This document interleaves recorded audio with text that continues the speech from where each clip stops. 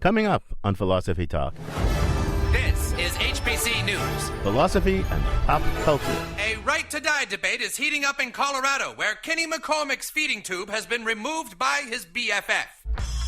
South Park is one of the shows that takes on sacred cows and kicks the hell out of them. I'm gonna get that feeding tube removed if I have to go all the way to the Supreme Court.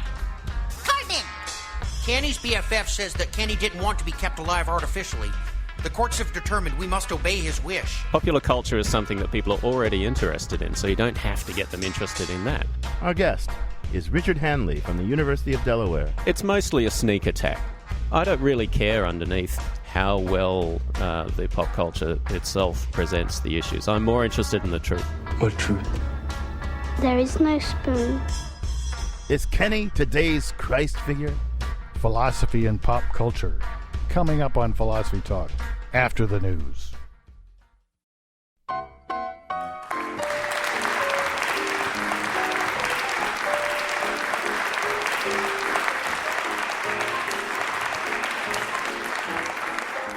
Welcome to Philosophy Talk, the program that questions everything. Except your intelligence. I'm John Perry. And I'm Ken Taylor. Today, Philosophy Talk is on the road. We're recording the program in front of a live audience in the Gore Recital Hall at the University of Delaware's Roselle Center for the Arts. Welcome, everyone, to Philosophy Talk.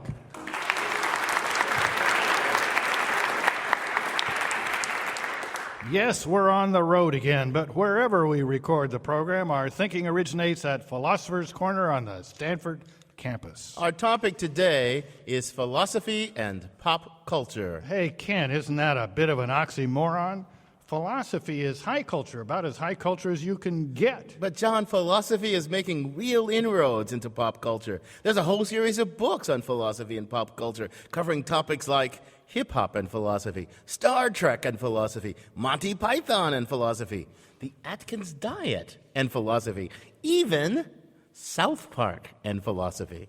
Come on, isn't that just a clever scheme to make money off the intellectual cachet of philosophy and the thousands of people that are listening to Philosophy Talk and getting interested in philosophy? Can pop culture actually teach us anything about philosophy? For that matter, could philosophy teach us anything about pop culture? John, you know, philosophy is the new cool, man. Seriously, lots of important philosophical ideas get played out in pop culture. There are lots of movies and TV shows that explore the paradoxes of time travel, or puzzles about personal identity, or the nature of right and wrong.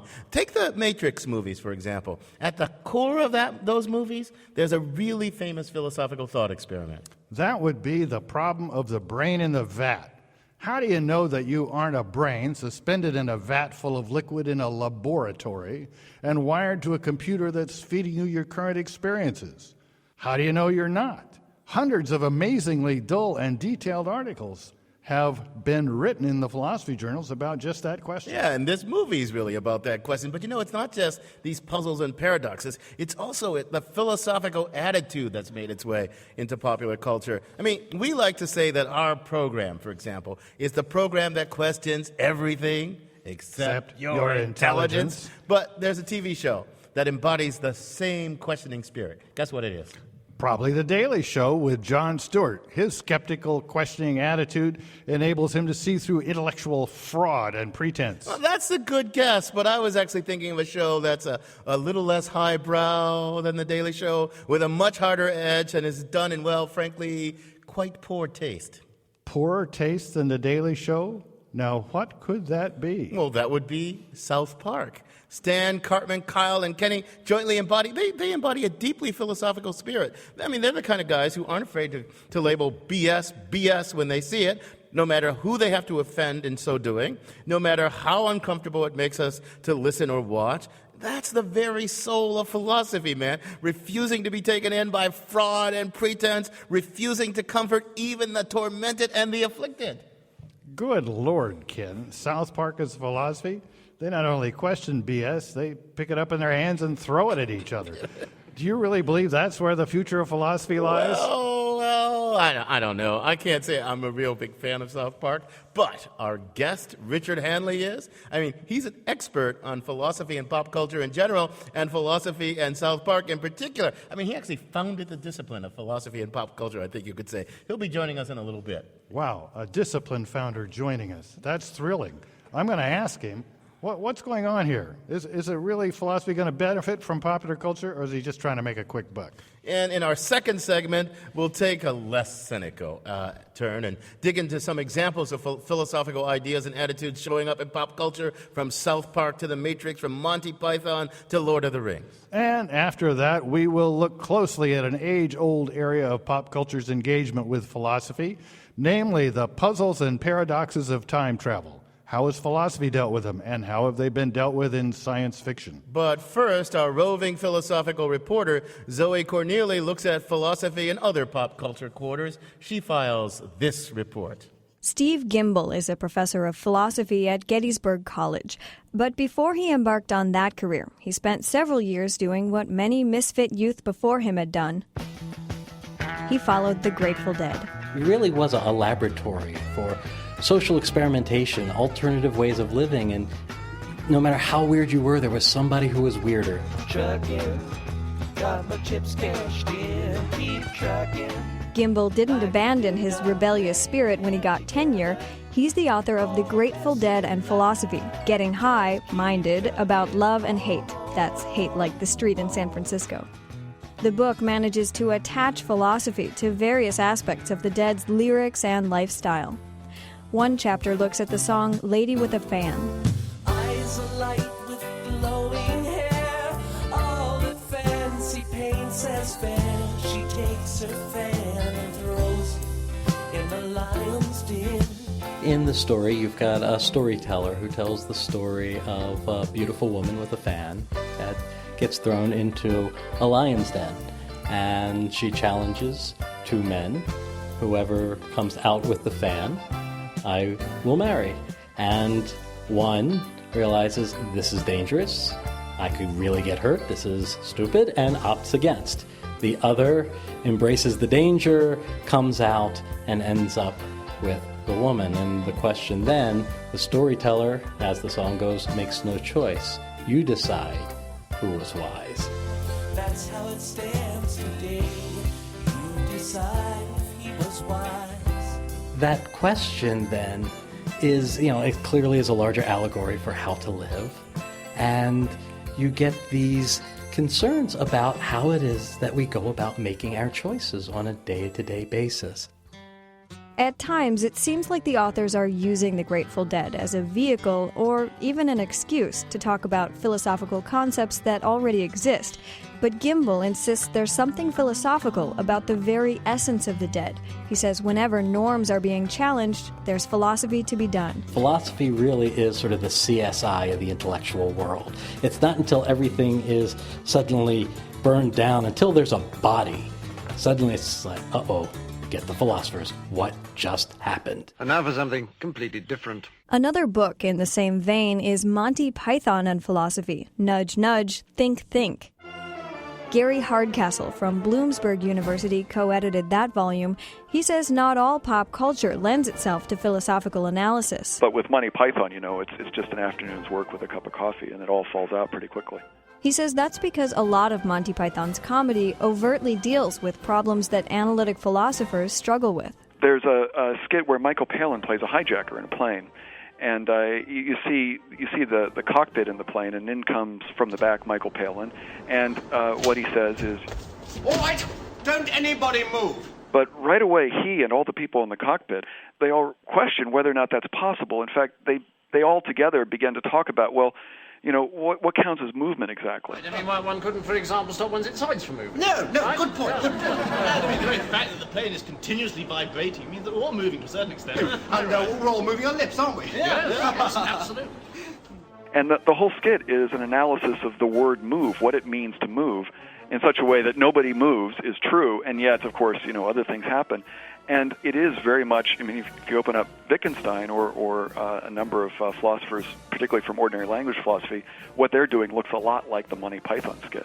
Hardcastle says looking for those kinds of connections is valuable. I think there's a fair amount of popular culture and philosophy work which really reminds us that the questions that philosophers are concerned about have their roots in everyday life. And of course, everyday life is what popular culture is about and reflects back to us. For Philosophy Talk, I'm Zoe Corneli. You're listening to Philosophy Talk, coming to you from the Roselle Center for the Arts at the University of Delaware. I'm John Perry. And I'm Ken Taylor. And we're joined now by Richard Hanley. He's a professor of philosophy here at the University of Delaware. He's written books and articles on Star Trek, The Matrix, and the movie Memento. His most recent contribution to this fast-growing genre is South Park and philosophy, bigger, longer, and more penetrating. Richard, welcome to Philosophy Talk. Thanks, guys. Great to be here. So, Richard, I want to start with a somewhat personal question. You study with some of the high priests of analytic philosophy, including me, yours truly here. How did you get from that training into writing about philosophy and South Park and the Matrix and all that? That's not what we taught you back at the University of Maryland, dude. Actually, it was at the University of Maryland that this all got started. I was lecturing one day, and I was giving an account of the split brain phenomena, that when I was a student, I first heard this, and it just blew my mind. And I looked across the rows of student faces, and I could see people, thinking about what they were going to have for lunch and all that kind of stuff. And I thought, where do we lose kids? And another graduate student and myself, we started to experiment with things. We went into a middle school. I remember that. And did some teaching of some basic philosophical stuff with kids who are around 10, 12 years old. And giving relatively similar material, you see that aha in their eyes, this sort of spark of recognition and thinking, hey, wow, maybe there's more to this world than I've been imagining. So I started to think about ways of trying to present philosophical material in a way that might actually interest the general public. That's how I got started. So let me just try to get my head a little bit more around this phenomenon, these books, South Park and philosophy, and all these other books. What's going on here? Are you trying to say that there are ideas in popular culture that need to be appreciated by philosophers? Or are you trying to say that philosophers have ideas that people who like South Park and other parts of popular culture would also like? Or are you just trying to make a buck? Yeah, what is it here? I could just say yes, but I should probably expand. Yeah, you should. It's mostly a sneak attack, to be honest. That's popular culture is something that people are already interested in, so you don't have to get them interested in that. If you can then use that popular culture thing as and as I say, mount a sneak attack, show them that there's actually some interesting philosophical stuff underneath here, and that the ordinary person just on an afternoon by themselves probably doesn't have the training to figure it all out themselves, then there's room for a philosopher to come in here here's and a help. question for you. Are the ideas in the popular culture already because the creators of the popular culture self-consciously put philosophical ideas there? Or is it just you can philosophize about anything and you use this as an excuse, as it were, to philosophize, and you kind of find them there, whether maybe they weren't self-consciously put there? Which is it? It's a bit of both for me. I'm not that interested in philosophizing about popular culture that is not very philosophical already. So I think that self-consciously or not, some fiction and other pop culture producers do have philosophical ideas and meaty ones underneath. Isn't there a little danger of overanalysis here? In one of the articles in your anthology, we are told that Cartman is the id, Kyle is the superego, Stan is the ego, and Kenny represents the death wish, bringing Heidegger into the formula. Isn't this just a little bit overdone? Let me just say yes. But you don't apologize for that. No, I don't apologize for that. I didn't write it, and my own approach to this, and I think there's room for different approaches here, and so I've got no objection to somebody else doing that. But my own approach is just to be a good, hard-headed, analytic philosopher, and I don't really care underneath how well the pop culture itself presents the issues. I'm more interested in the truth. But I do think there is some pop culture that really is self-consciously philosophical. Those Matrix movies, that's self-consciously philosophical. This is a special edition of Philosophy Talk, coming to you from the Roselle Center for the Arts at the University of Delaware. We're talking about philosophy and pop culture with our guest, Richard Hanley. We've been discussing in a general way whether you can learn anything deep or philosophically interesting from popular culture. In our next segment, we'll dig into some particular examples. We'd like to have input from our live audience here. Step right up to the mics that are on either side of the auditorium and get ready to share with us your thoughts about philosophy and popular culture. Philosophy and pop culture from Socrates to South Park, plus questions and comments from our live audience when Philosophy Talk continues.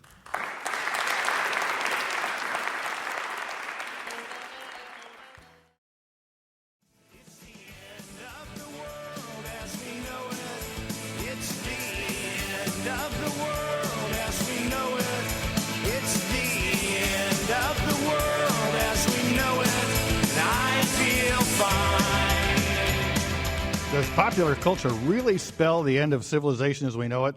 I'm John Perry.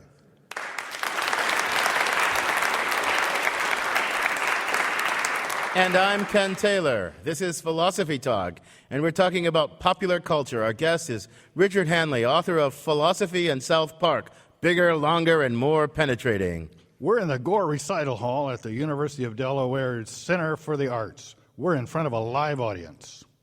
Are Stan, Cartman, Kyle, and Kenny really the Socrates of our time? Is watching Monty Python really the best way to learn about existentialism or the errors of ordinary language philosophy? Can Star Trek teach us deep truths about metaphysics? We'd love to know what the members of our live audience think. Step up to one of the microphones on either side of the recital hall and we'll open up a bit. Richard, I want to start this segment by asking you, give me an example, an outstanding example of a philosophically interesting bit of popular culture you've come across. Okay, I'll start with one that's pretty recent. You mentioned Memento before. The director of Memento, Christopher Nolan, recently made a movie called The Prestige, which if you haven't seen, you should see. It's a fantastic movie. Well, I don't know this movie, so give me a Okay, well, what happens in The Prestige is that, unbeknown to you and sort of till partway into the movie, it turns out they have access to a replicator, and they use this replicator to perform particular magic tricks. So the transported man. And we find out at the end that interesting things have happened to the products of these replications. It's, like what are some interesting things that have happened to the... Like, tell me. They're all dead. Oh, goodness. Well, sorry, spoiler alert. Yeah, well... I was trying to avoid that. Well, but we got to do the philosophy. So what's the philosophical question this raises for you? Well, one question is, when you are replicated and what happens is that the original person is kept in the vat of water and drowns, and then the replica walks out. And this raises the issue about what matters in personal survival, whether you can survive such replication. There's a Star Trek The Next Generation episode that raises similar kinds of worry. There's an episode in which Riker, long time ago, was beamed down to a planet. Right, 8 years previously. Right, yeah. and then he was beamed back up, but through some transporter malfunction, another one was left on the planet. 8 years later, they come across this planet, and there's Riker down there, but there's Riker also on the ship. Which one is Riker? Right? It looks like they both have equal claim to be Riker. Indeed, and they end up sharing his stuff. Yeah. So. Stuff borrowed straight from David Wiggins and Sidney Shoemaker, but actually goes back to Anthony Collins and Samuel Clarke in the 18th century, just in case people were getting too interested. Terrific.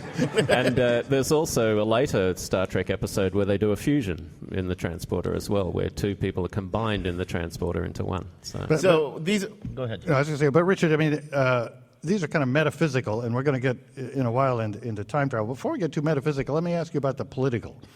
I've seen criticisms on the net of your take on South Park, because you have kind of liberal take. You think these guys are making fun of right-wing Christians and all kinds of Anti-Semites anti-Semites, and there's a whole body of people that think you're missing the point that South Park is libertarian screed. What do you say about that? I mean, is there a fact of the matter about this? Well, it's a good question whether there's a fact of the matter. My view is that some people have taken an altogether too proprietary interest in South Park and regard it as, their kind of manifesto. And if it really were, then I should be very uncomfortable watching the show. And yet, I, as a card-carrying liberal, can enjoy it, and I think it's much more middle of the road. Now let's slow down a little bit. I mean, we're in front of students mostly who probably know a lot about South Park, I would guess. But our average NPR listener may not be such a big South Park fan. I'm not sure. So tell me some basic premises of South Park that make some people think maybe they're libertarian, other people think, like you, they're liberal. I mean, what's... Give us an episode synopsis that could bear either interpretation. That could bear either interpretation. Well, give us one that could bear one interpretation. Yes. Another could Okay, bear well, the other. here's one. There's an episode called Up the Down Steroid. Oh, yeah. And in I Up know the this Down episode. Steroid, they take a completely conformist attitude to the use of drugs in sports, which is surely anti-libertarian. And yet libertarians don't even seem to have noticed this episode. This is also the episode in which Cartman tries to pretend to be disabled to compete in the Special Olympics, right? And he trains for like for a week or something really hard to try and be fake being disabled. And he enters the Special Olympics and he loses because he doesn't everything. He doesn't train to be like a racer or anything, right? But he gets the Spirit Award. Yeah. Now, you think there's some deep philosophical point to this? What, of him getting the Spirit Award? Or either of the steroid thing?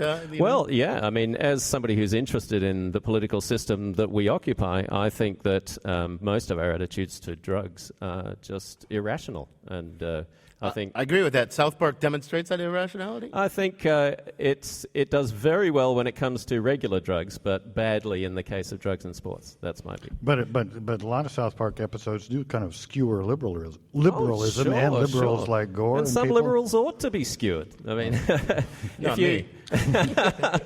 You're listening to Philosophy Talk. We're talking about philosophy and popular culture with our guest, Richard Hanley. And we've got questions and comments from our live audience on this side of the room. Welcome to Philosophy Talk. Tell us your name and then tell us your comment or question. My name is Michael. I'm a genetics philosophy double major here at the University of Delaware. Just have a question for Professor Hanley. I think that South Park, in particular, does skewer both the right and the left. Recently, there was, and then other cultural things, pop culture onto itself, like internet memes. There's that whole episode where they make fun of all the things that wind up being popular. But my question for you is, I've always felt that South Park, for me at least, doesn't really take a stand on anything. And maybe it shouldn't. It's a cartoon. It's not meant to have any deep statements or anything like that, perhaps. But because it doesn't take a stand on anything, because it skewers both the right and the left and conservatives and liberals, whether that diminishes any sort of strength that it might otherwise have, where if you can make fun of anything, then what's your commentary mean? What is the purpose of it if everything is up for grabs? That's a good question. Good question. That is a good question. And I think that this actually shows just how philosophical the show is, because one of the biggest benefits to a philosophical education is what I call taking out the trash. Right? The questions that we deal with are very, very difficult. But most of the answers that people accept ordinarily are just terrible. And philosophy is pretty good at showing that these sort of knee-jerk responses are just what they are, terrible. And South Park is one of the shows that actually does that too. It just takes on sacred cows and kicks the hell out of them. But I mean, while you're kicking the sacred cows out of the corral, you may push the milk cow out too. I mean, isn't there a danger of nihilism, and isn't that really the message of South Park? John, you would have called Socrates a nihilist. I mean, as just described, South Park takes a Socratic attitude. Socrates had this bit of irony. I know you probably all know this, but he went to the Oracle of Delphi, and the Oracle said, "Socrates, you're the wisest person in Athens." And he thought, how could I be the wisest person in Athens? I don't know anything. All these other people are much wiser. And he went around asking all these people, trying to get them to demonstrate their wisdom. And talking to them, he realized they didn't know anything. And he realized that the oracle was telling him he was the wisest man because at least he knew that he didn't know. That's a very expurgated theory of Socrates. Socrates is the one that thought the philosopher went outside the cave and saw things as they really were and had to come back in the cave and tell other people about them. That's Plato later. Plato later. But what do you think? Don't you think South Park has a Socratic attitude? I definitely do. Yes, it's and often enough when they do express an opinion. It's usually at the end of the show with "I learned something today," and it's almost always a middle-of-the-road, commonsensical sort of opinion. We've got more questions from our live studio audience. Welcome to Philosophy Talk. Hi, my name is Megan, and I'm a student at the University of Delaware. And Professor Hanley, I was wondering about a recent episode of South Park that happens to be one of my favorites. It's one where Britney Spears loses the top of her head. And I personally happen to follow avidly the Spears sisters, and I really enjoy seeing their torture on TV. And I was wondering if I was really supposed to learn something from that episode, because I agreed.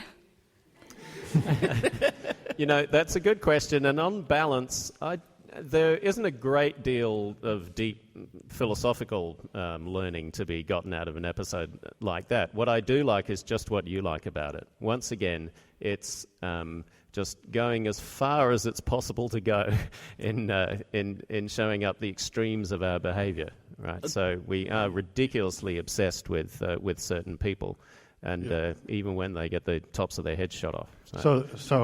I mean, these are very troubled sisters, particularly Brittany. You don't see anything wrong with just making unmitigated fun of them?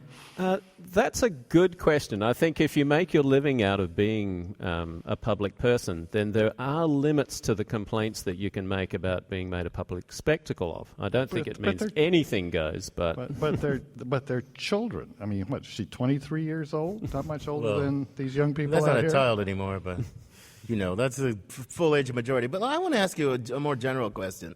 So you mentioned in passing the movie Memento. And then this other movie, what was it called? The Prestige. The Prestige. Though, Memento is one of my favorite movies of all time, and I think it's philosophically deep. And the Matrix movies, I don't know if they're philosophically deep, but they have a deep puzzle at the center of them, right? Now, South Park, do you really think there's something philosophically deep? I do agree with you that there is this attitude, this where do you get off attitude, which is the deeply philosophical attitude. But beyond that, do you think there's much deep to be learned? Yes, and I think it's, with South Park, and unlike the other movies that we've mentioned, those are interesting for very traditional philosophical reasons, deep metaphysical questions, those kinds of things. But not many popular culture things deal effectively with applied ethics issues. And applied ethics issues are ones that we all care very deeply about. The South Park stuff just does, I think, the best job of any show on television of giving an honest look at some of these issues. And it really smacks you in the face because you realize how everyone else pussyfoots around. Yeah. Welcome to Philosophy. We've got another questioner on this side of the auditorium. Welcome to Philosophy Talk. Hi, my name's John Reed, and I'm a student here at the University of Delaware. Just take it away from South Park for a little bit. You mentioned earlier in the program how you'd like to go to like a middle school classroom and bolster the number of philosophers. And just to give an autobiographical note, I was just thinking how when I was younger, starting with C.S. Lewis and the Chronicles of Narnia, how that first got me thinking about, questions of existence and aging and such, and how, with them being involved in movies and other pop culture, how they have people start to thinking about philosophy, how that could, affect it. You're asking us whether those particular movies? Well, just how you wanted to increase the number of philosophers. If you think pop culture could be an avenue to do so, how it has the average person think about intellectual. Well, I think there's a good question there in a sense that historically philosophy of religion has always been a part of philosophy.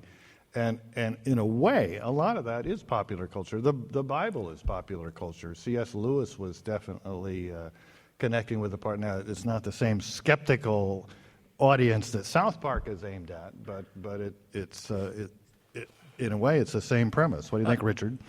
Yes, I would agree with that. I want to say, I think, we in the academy have a too narrow concept. We have let live a too narrow conception of philosophy. I mean, really, philosophy is about imagining and reimagining possibilities and the foundations of your existence and the foundations of your behavior and all that. And literature does that, and some popular culture, not enough, but some popular culture does that. All kinds of things do that. And I think there's really philosophy wherever there is an imagination at work, open to reimagining things. So philosophy is everywhere. And that's one of the points of this show, is philosophy is everywhere. But you're listening to Philosophy Talk. We're talking about philosophy and pop culture with our guest, Richard Hanley, in front of a live studio audience at the University of Delaware. And we have more questions from that audience now. Welcome to Philosophy Talk. Hello, my name is Dominic, and I have a question for all three of you. In the first Matrix movie, the main character, Neo, is given the opportunity to take one of two pills.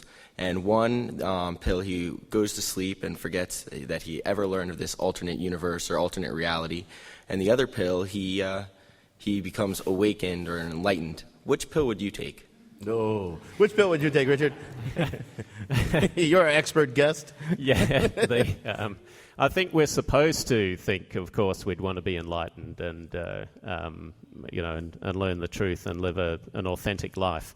But one of the fun things to discuss is just what would be so wrong about taking the pill that keeps you benighted. It would be inauthentic. You just answered your question. What's wrong with what's so good about inauthenticity? Putting it the other way around, what can be good about inauthenticity is that you might be happy and but wouldn't that think that you get what you want. Wouldn't that be a false happiness? Well, it depends. I mean, it kind of depends on what you think the metaphysics underlying things is, right? You might actually think that if you were permanently in a matrix, that in fact your experience is not inauthentic because it's genuine experience of a virtual world. What do you think, John? Which pill would you take? I would take the second pill, why? I don't know. I don't want to live a lie. I mean, ask yourself this question. I think this was Philippa Foot's example. If suppose you wanted to be a scientist, then you really weren't very smart. But your parents were incredibly rich, so they just bought out the biology department of the local university and paid all the professors to just play act as if you were a genius for your whole life. You might be happy your whole life, but I just don't think anybody would choose that. Might be hard to articulate the reasons, but that's what I think. You're listening to Philosophy Talk. We're talking pop culture with Richard Hanley in front of a live audience at the Roselle Center for the Arts at the University of Delaware. We've been examining a range of different philosophical ideas as they're played out in popular culture. In our final segment, we're going to zero in on one, the whole idea of time travel, and look at the different ways it's been handled in different settings, in pop culture, in philosophy, in science fiction from serious and not so serious authors. Popular culture, philosophy, and the paradoxes and puzzles of time travel, along with more questions from our live audience when Philosophy Talk continues.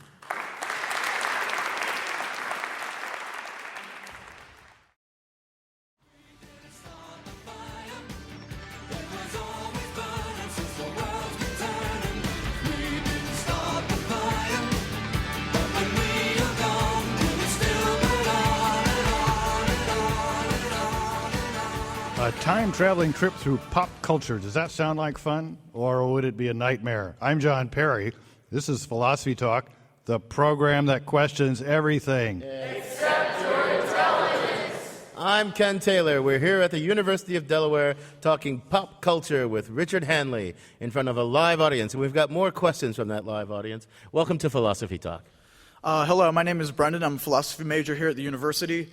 I wanted to know is that there's this trend in South Park where it's grown from 4 kids at a school, from the episodes as early as Mecha Strides, and it's grown all the way to encompass, huge social issues and have really, really, large-scale productions such as, Imagination Land series. And I was wondering, do you think that the philosophical issues that you speak of in the show, they come up in these earlier episodes? Because it's very certain that they come up in these later episodes and the entire, social and political scope that they encompass. And just also, what is your favorite episode out of the entire, show so far?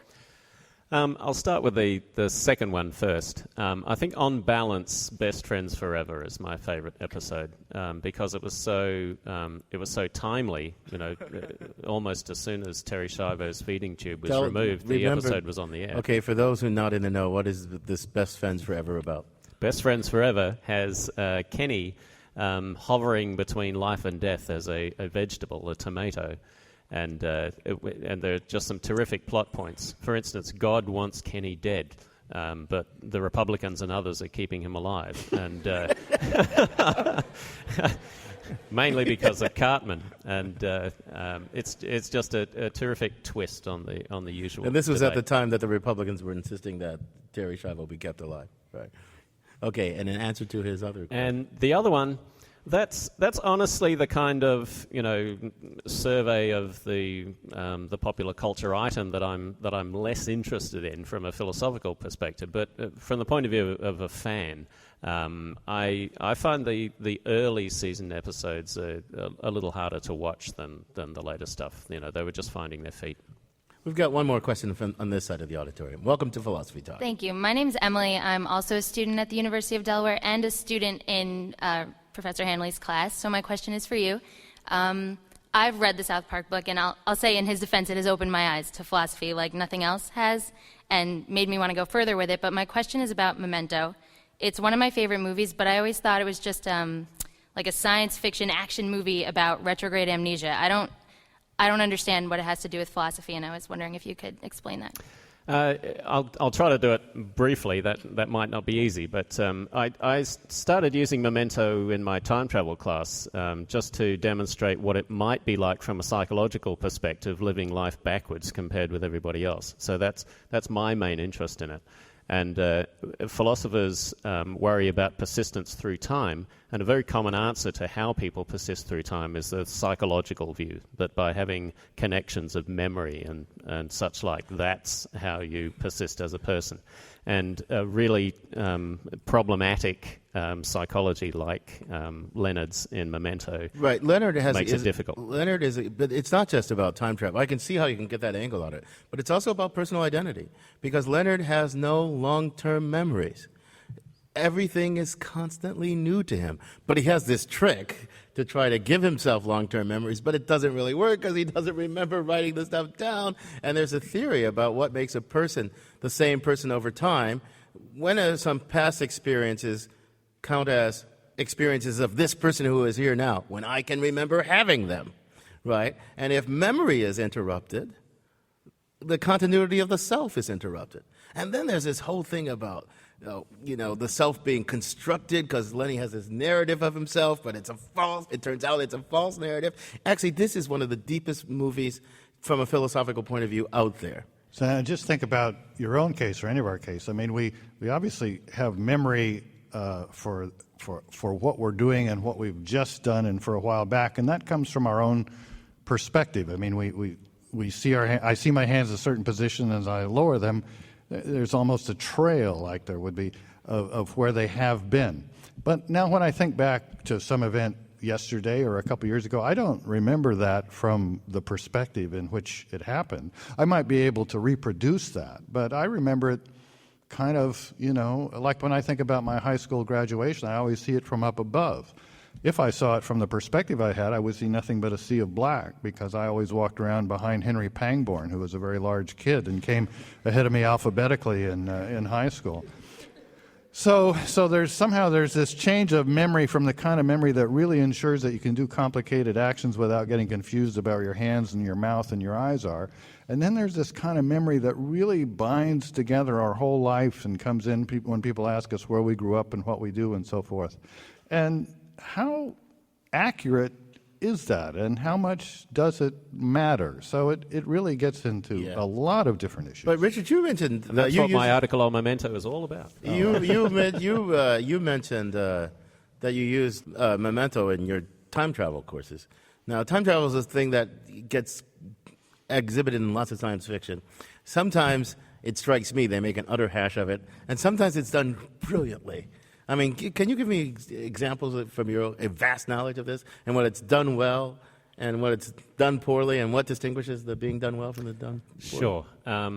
Two of the most egregious examples of terrible time travel movies from recently are The Butterfly Effect and A Sound of Thunder, both absolutely awful from a philosophical point of view. Why? Not very good otherwise. Yeah, why? They fall for the three-card trick that most of these stories do, which is thinking that time travel would be a means to change your own past, the past of the timeline that you occupy.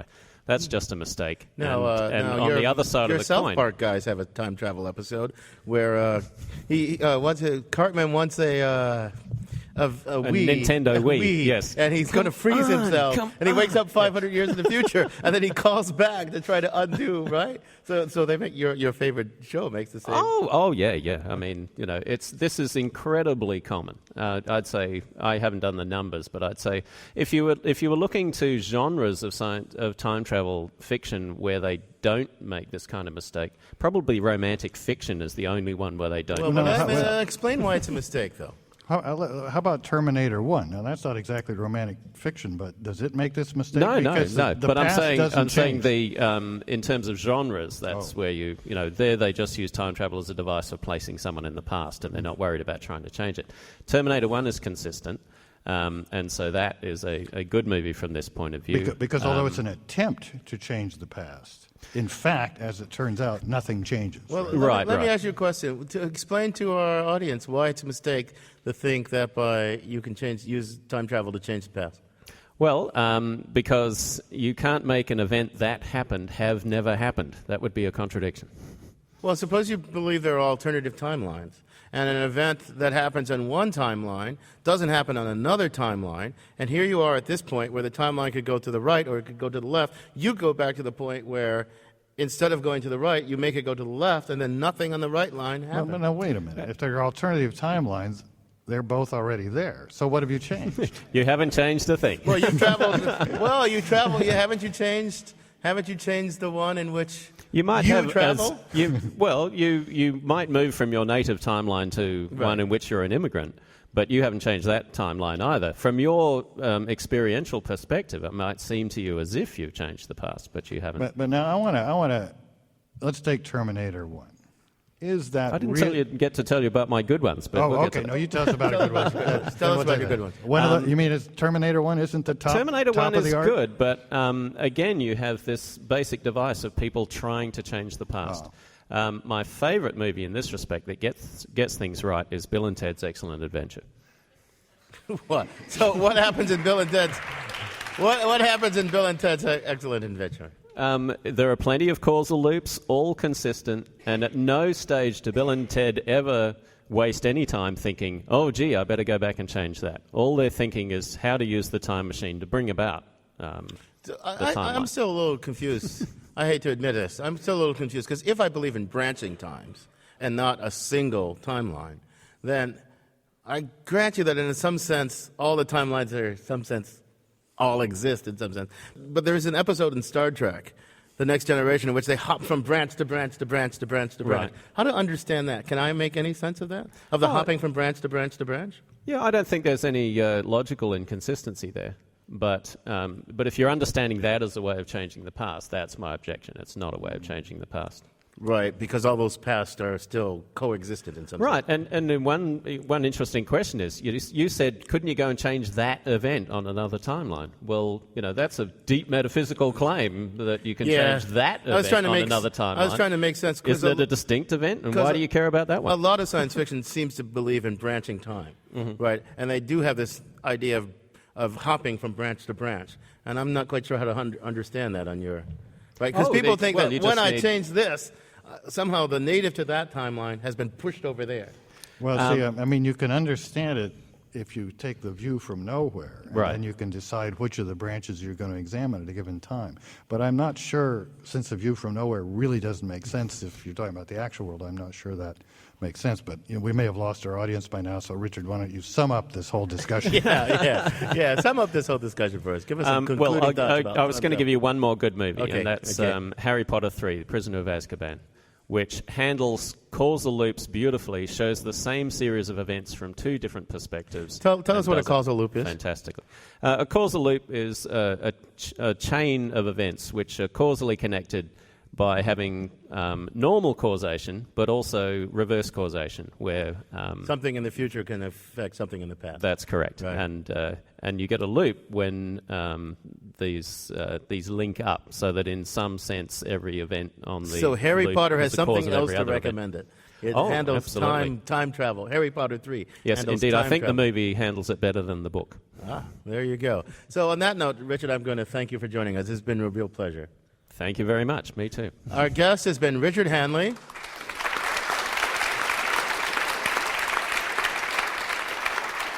Professor of philosophy here at the University of Delaware, author most recently of South Park and Philosophy, Bigger, Longer, and More Penetrating. We also want to thank our live audience for participating in the program. Give yourselves a big round of applause.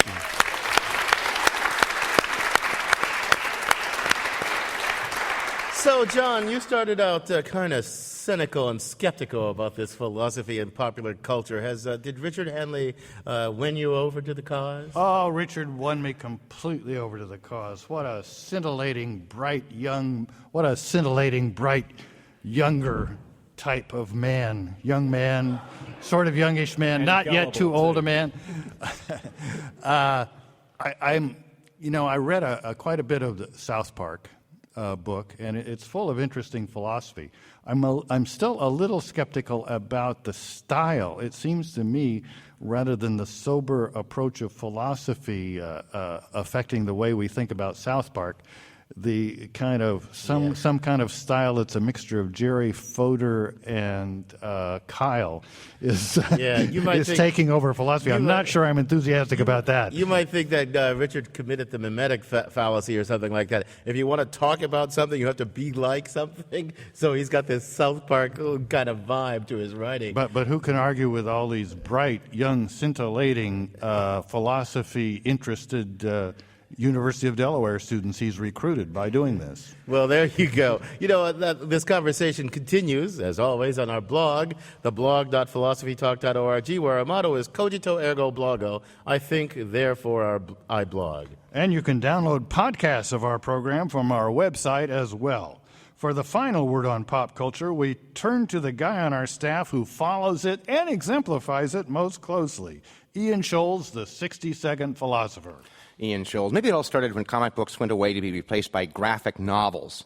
It was around the time B action movies got budgets and movie stars and became A movies, and suddenly folks started taking pop culture seriously. A movie like Iron Man, which would have been made by Lex Barker in a tin suit when I was a kid, today stars Robert Downey Jr. and gets reviews that call it intelligent. I never took movies seriously as a kid. I loved them, but I never talked about them except to relive the cool parts. Today, when I talk about pop culture and its effects on identity issues, gender issues, social behavior, racial issues, there's a line of popular culture and philosophy books published by Open Court that attempt to mine philosophical meaning out of pop culture. Titles include The Doe of Homer and Buffy the Vampire Slayer in Philosophy, Fear and Trembling in Sunnydale. Well, okay, if you can find Hegelian echoes in The Simpsons, fine. You'll watch The Simpsons feeling a little bit smarter, and you will still never actually have to read Hegel, so it's a win-win.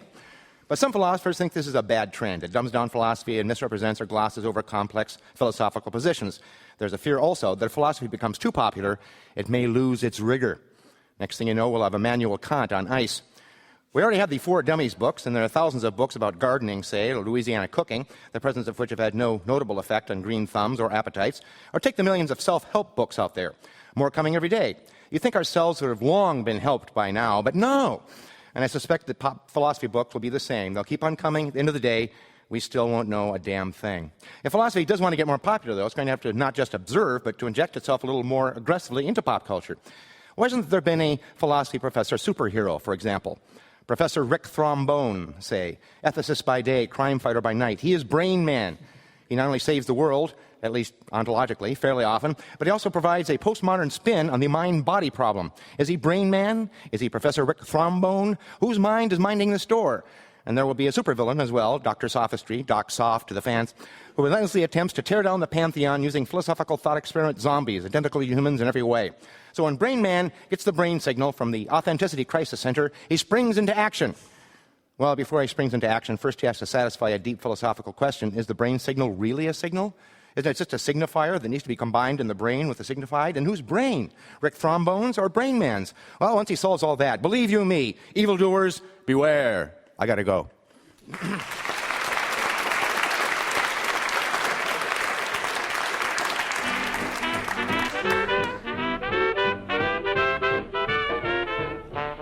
Philosophy Talk is a presentation of Ben Manila Productions and the trustees of Leland Stanford Junior University, copyright 2008. Our executive producer is David Demarest. Special thanks to the Department of Philosophy and the Department of Linguistics and Cognitive Science, and to Dean Tom Apple, all of the University of Delaware. Also thanks to Nick Marks, Dexter Brank, and Steve Litterist. To Merle Kessler, Zoe Corneli, Javed Mohammed, and Corey Goldman. Our production coordinator is Devin Starolovich. Daniel Elstein is our director of research, and Lil Weiss is our webmaster. Support for Philosophy Talk comes from various groups at Stanford University, the Friends of Philosophy Talk, and from Powell's City of Books. Support also comes from the Templeton Foundation. And also from the members of KALW, local public radio San Francisco, where our program originates. The views expressed or misexpressed on this program do not necessarily represent the opinions of Stanford University or of our other funders.